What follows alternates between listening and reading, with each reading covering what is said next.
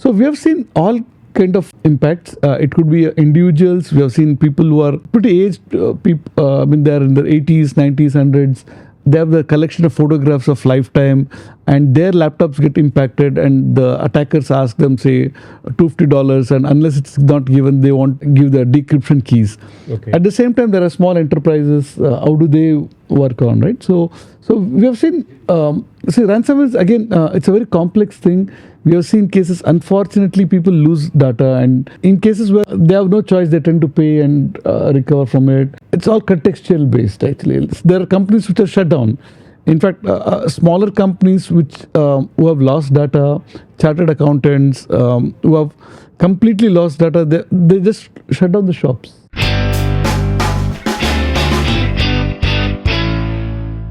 Hello, Venkat. Today is a very happiest day. We have Chandrayaan-3 landed on the moon. I think whole country is elevated about this. And how do you feel about it? Oh, it's exciting time. So it's a time for celebrations. Excellent. However, I think this is a good time to catch up with you. I have a few kind of questions to understand on the ransomware rapid response and how it works. This is somewhere I understand is a bigger issue for most of the organizations and how we go through that. So to briefly understand, what is a ransomware and then how it happens, how do we find it out that it happened within the system? Yes, good question, sir. In fact, it's a good start for us. Typical questions we always get asked is, what is a ransomware attack, right? So ransomware, if you look at it, it is not necessarily that your machine is impacted and you see a note telling, okay, your machine is gone now. There's a lot more to it. Someone could take your data, adversary or a attacker could take your data, put it on the data leak sites and ask for ransom. So ransomware is a various ways where they could ask money for. One is for your data, other thing is to get back to your platforms. So is the ransomware attack only for the money part of it, or is there any particular intention is behind this? Yes. So it depends upon the adversary. You could have multiple types of adversaries. It could be a nationwide attack or a nation-sponsored attack. It could be an individual. It could be a student who is trying to try out his luck. It could be an activist. So there are various threat actors who could be doing these ransomware attacks. Depends. That's the reason when an attack happens, the initial time of the response, we need to see what kind of targeting has happened. Oh, okay. So now this is when we're looking into that. Now, how do we differentiate or understand saying that my system or my company got attacked? And how do I know that? This is a good question again, sir. So it's primarily, if we are talking about detection, how do we detect that a ransomware attack has happened? So there are two parts of it. One is you detect it internally. That's a good case. You have enough time to respond. Now, if the external world, for example, the media or it's possibly the ransomware attacker, so he leaks out the information and he tells to the world that we are under attack. So external detection is something you need to react immediately. Mm-hmm. If there is an internal detection, you have some time to kind of scope it well, decide should I respond immediately or do I have some technique of delayed response. Okay. Somewhere I was actually reading saying that the ransomware attack actually takes 1 month, 2 months kind of a thing. But at the same time, someone is also mentioning that these days it's happening in a 3 to 4 days time. What is this time frame about, and then how to know or how long it will stay within my system or environment before we really can make a react to that? So first thing is ransomware attacks or any attack kind of, it happens at a time when you do not expect them or you want them least. Second, please note that attacker would always, you could get into your environment, stay in the environment, go around. At the same time, he may not take up any specific action. He might wait for the right time, actually. So what is the approximate time he might take in the system to get activated? Is a month, 2 months, 1 day? So again, a good question. It depends upon the modus operandi and the way the attacker is operating, right? So it all depends upon his motive. In case he is able to exfiltrate data and now he has got enough data and now he wants to bring in a immediate disruption. So he can decide, like it's his choice of what is the right time. So it is ROI. See, for him, the biggest thing is what is the best time? How can I get the maximum out of the situation? Okay. So, but what kind of situations prompt him to kind of go to an organization, individual, or it actually happens kind of in a general luck, and then maybe some of them get impacted? Okay, good question again. So the biggest thing is a ransomware attack can be targeted or it could be a collateral damage. If you look at today's ecosystem where considering the geopolitical situations, there's a lot of political interventions that are happening which could lead to an attack. So one is attacker could be targeting your organization. Second is he's doing a general attack, but we could be a collateral victim for it. But most of us, in terms of when we do our own business, I don't think we really go into the politics. So whether call it in the geopolitical or a political things. But what you're suggesting is, even if that is not the case, maybe I might be targeted or my company might be targeted into that.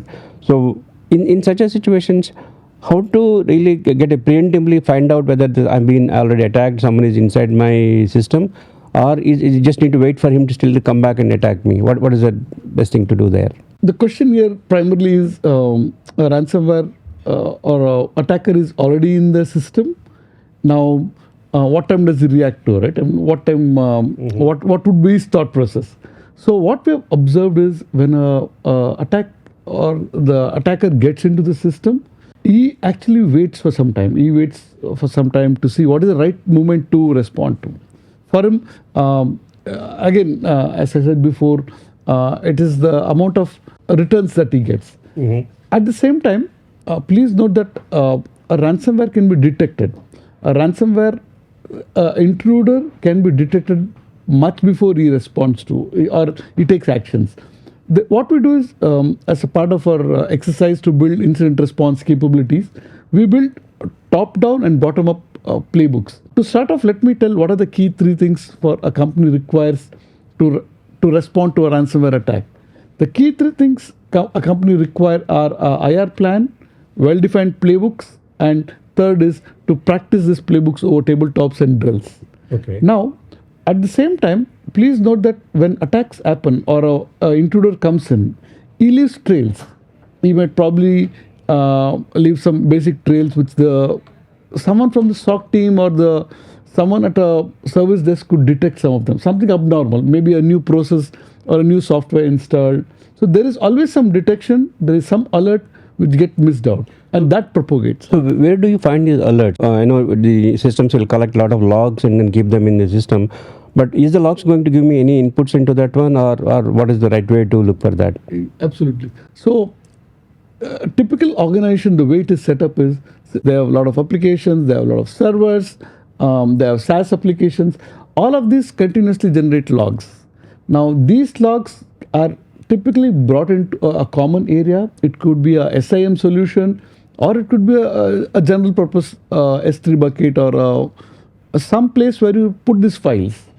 At the same time, it's important that in case you index them, or if you are able to put some rules, you need to put in rules. There is some content built where you put in rules telling, okay, now if I see too many attempts to log into this machine, I raise an alert. So the rules have to be triggered, and that's where the alerts get generated, and that's when you get initial detections. Okay. But at the same time, I think you mentioned it, the attacker is going to come and stay in my system. And typically you mentioned there are some aspects where we can figure it out and when and how it is happening there. But are there any phases of these things attack likely to happen? Like he initially comes and sits on the system, and then he picks up one machine and trying to hack it, and then subsequently go laterally. Is that the way it happens, or is any sequence for that? Or rather, does he follow any sequence? Absolutely. So attacker typically, again, there are a lot of ransomware families. Each attackers have their own modus operandi. The word modus operandi is fairly simple. It is basically the kind of steps you would do. Luckily, we have the MITRE attack matrix, which clearly tells how the adversary goes from the left side of the matrix to the right side of the matrix, and it tells how does he come into the system, how does he do the initial access. From initial access, how does he move across? He probably would discover further new machines. He gets initial access. He escalates or he gets more privilege, then moves across the network, discovers systems, moves across, lateral movement, and finally he discovers what are the core assets of the company, and then he establishes CNC communication, is able to exfiltrate the data outside. So that's where the entire phase of attack happens, and all of these phases where he leaves trails. So that's where you can. In fact, what I'm trying to tell here is the attackers have their own playbooks. They know exactly I need to do these steps, what to do, how to do, and when to do. Oh, that's really interesting to know that he has a playbook to do it. But at the same time, I think if these leaving trails, that also could be a awareness for others, saying that okay, to find out and how these things are happening. So, in such a situations, once the ransomware is attacked and cleaned, does it mean saying that we can be granted that it is going to repeat again? Okay, so whenever a ransomware attack or any attack happens, there's a very clear way of response. Again, this is true for any incident. It could be a potential event, a potential incident, or a potential crisis. So we have a well-defined way of response. One is when a real attack happens, the key thing is you need to analyze it. I mean, you're going to scope the problem. Analysis, containment, eradication, recovery, and aftermath. So in the phase of containment, you are actually stopping the ransomware from spreading. So in the case of eradication, you are ensuring that the ransomware family is completely out, or the adversary is completely out. And then in the recovery, you ensure everything is started fresh, so there is no chance of adversary probably coming in again. At the same time, you ensure any vulnerability or anything that is missing is controlled. At the same time, you need to have visibility, because post a complete rescue operation or a recovery, you need to monitor, get visibility, monitor, ensure that no one else comes back again, ensure the right policies are followed, controls established. Looks like all your experience is really speaking well, and I think thanks for sharing this information. But at the same time, I have kind of question saying that what are other scenarios likely you have seen in terms of the ransomware attack? Because there are institutions and organizations which are small in the nature, medium, and maybe larger enterprises. Large enterprises have got the resources, or maybe they can do various, put money or tools and get things done. Out.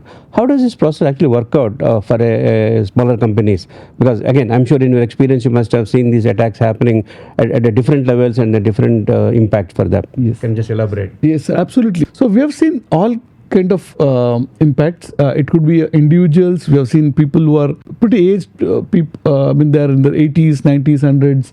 They have the collection of photographs of lifetime, and their laptops get impacted, and the attackers ask them, say, $250, and unless it's not given, they won't give the decryption keys.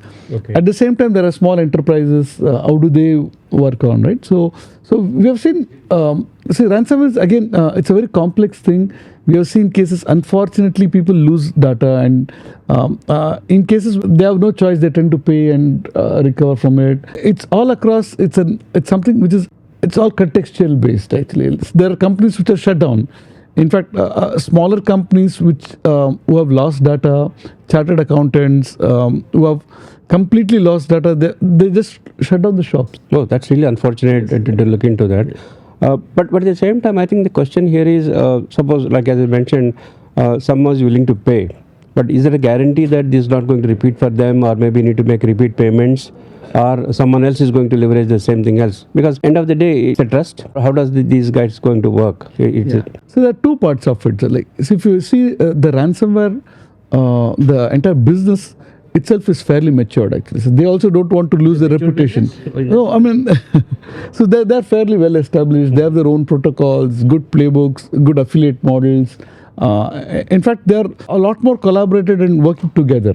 Wow. So they also don't want to lose their reputation. So they ensure that, again, we do not recommend to pay a ransom, but most cases, it's a situation, it's a context. If it's something life-threatening, or if there's no choice, this is the only way. Again, it's a decision that is made based on the context. Basically, in the process where you were saying that, what is the guarantee that these people are not going to come back again, re-attack or redo it? How do we really go with this? Is it just pure trust and then we believe them? Yes. So there are multiple ways actually. So one is, if you have your backup well, I mean, if you have backed up your data and you're sure you can restore it, you can go ahead with the process. Or, I mean, you can just completely live with the data being lost. The other part is if it's something you have no choice. If you do not have choice, you will need to go based on, again, it all is contextual. It all depends upon if it is something life threatening, you have no choice, but again, you need business continuity. The decision is also depends on the culture of the company. So certain companies, they have well-defined culture that before a crisis, in fact, the entire, what I didn't mention here is, see, there's three phases of response. One is a pre-crisis or a pre-incident, during incident, and a post-incident. A lot of times during the pre-incident phase where companies or everyone decide that even if an attack happens, we are not going to pay ransom, right? So there you have clarity. But certain times, for example, the context tells that it's life-threatening and human normal life is blocked, again, it's compelling. Okay. Now, given the kind of things that one of the things which is also there, of course, in this is the insurance kind of a thing, cyber insurance, and some of the people take it to protect their business and thing. Would that going to be any of help for us? To what extent this loss can be mitigated? No, a lovely question. So in fact, cyber insurance itself is a big topic actually. It's become a fairly sophisticated topic of discussion. It's also evolving. What is key to understand is how the policy is defined. How do you get your cyber insurance? What are the policies defined? What are the claims? When do you involve them? So it's fairly a field which is getting established at this point of time. There are some kind of improvements happening around this space. It's interesting things how it's evolving. But the key thing is when a ransomware or an incident happens, it's important to involve the insurance teams a lot earlier. They could come, they could help you bring in the experts, they could also help in negotiations, they could also advise on what is the right decision making. So it's important to involve the insurance team at the much earlier stage, at the same time be along with them during the journey to avoid any kind of confusions which happens later on. In fact, we have seen companies who try to claim insurance after 6 months an incident has happened. And that's where they get into confusions. But these cyber insurance companies generally do due diligence and our systems, etc. So obviously you are suggesting that we should keep them informed about it, or maybe kind of talk into that. Okay. At the right time, inform them, involve them, work with them. In the beginning, you were actually mentioning about the communication. Can you elaborate more on that? What is that communication, and then is it internal to us, or the customers, or the external world? How does it need to go? Perfect. So in fact, when during a ransomware response, it's both at the technical level and at the tactical level. In fact, at the strategic level. So there's a technical response and there's a strategic management level response. So if you look at a holistic way of how ransomware has to be responded, it is you have your technical response and you have the entire, you have the CEO responding to it, you have the CISO working with the CRO or the risk officers, the finance officers, the CFOs. So you have the legal, the communication teams. So it's an entire community that responds to an attacks. In fact, if I look at a little bit more deeper, it's not only the organization, you also work with the law agencies, you work with the CERTs, you also work with external third-party experts. So there's a lot of ecosystem. It's a community response actually for major ransomware attacks. In between, you also mentioned about some of the tabletop exercises need to be done. So when I do the tabletop exercise, it's not only the IT team, I need to involve all these people as well. Preferably. In fact, what we recommend in our company is you need to do tabletops at multiple levels. Tabletops at the technical level where we take minor scenarios. At tabletops at the executive level, we take up a crisis and respond to it. Tabletops where it's combined. So you need to do a lot of these repeated drills or tabletops on a very regular basis, understand the gaps and get better and better at it. It's not going to work out that I'll be doing once a year tabletop and assume we have built cyber resiliency. Cyber resiliency is a journey, a program that has to be taken over a period of time, and that's where a company is better prepared with a better posture to respond to ransomware attacks. But most of the organizations are well oiled in terms of doing the phishing or maybe email attacks and trainings to the people. But Is that sufficient, or else something else need to be done? Because ransomware attacks looks to be more impactful and immediately can be seen. So what else can be done at the organization level for the awareness? Yeah. So first thing is, today if you look at the situations, there is a good amount of phishing awareness actually that's coming across. I mean, the number of the ransomwares getting initiated through phishing is slightly on the lower side compared to the other ways. The reason is there's good amount of training that's happening. I mean, these organizations have today realized that they have implemented tools, brought in awareness about phishing, that there could be a lot more entry points. Mm-hmm. There could be a lot more entry points, like some of your systems being vulnerable, systems not patched, could be use cases where credentials are lost. If you look at a little bit deeper today, SaaS is a company relies on a lot of SaaS solutions. There are a lot of third-party SaaS solutions. So the credentials lost for these applications, it could be credential loss for your own admin applications, your own internal applications. So there are a lot more parameters, or in fact today if you look at it, it's not only you're not in a castle, you're in a much more, your surface of exposure is extremely large, and especially with work from home, it increases all the more. Okay. Now you brought that kind of work from home scenario into the place, and again, most of the employees are saying that we already have all these controls in my environment system, and I can't work from them. When you say these are not something is not supposed to do or access it, but they also use their machines for the personal use, and sometimes they access some of the sites which they're not supposed to. And the way you're mentioning it, maybe during that time the ransomware might be sitting in the system for the employee. When he brings back into the work environment, it gets opened up. User awareness is definitely one of the key aspects of it, despite being this thing. Now, how do we kind of educate users in these things, more specifically in when they feel a sense of urgency? Because sometimes I think they might get a call to say that, okay, look, you need to make this payment. Now they can't go home and do it, but they need to do it there, and that's why they access something else.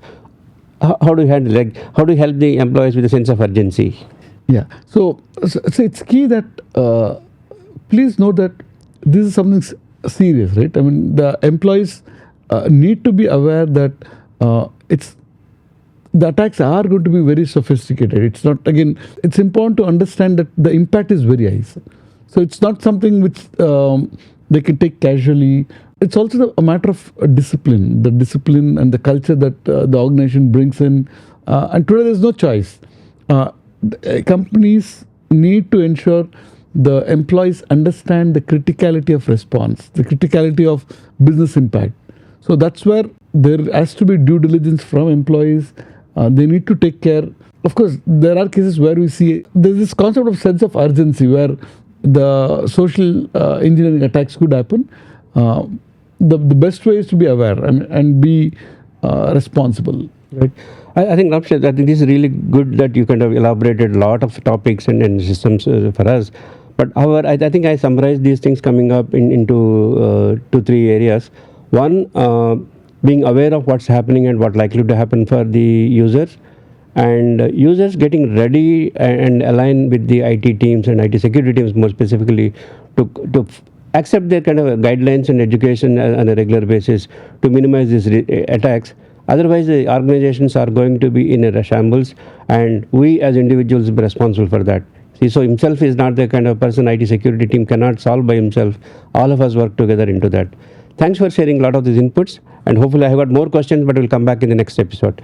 Thanks for your time and then spending day with me. Thank you very much, Ramesh. It's a pleasure talking to you. Thank you.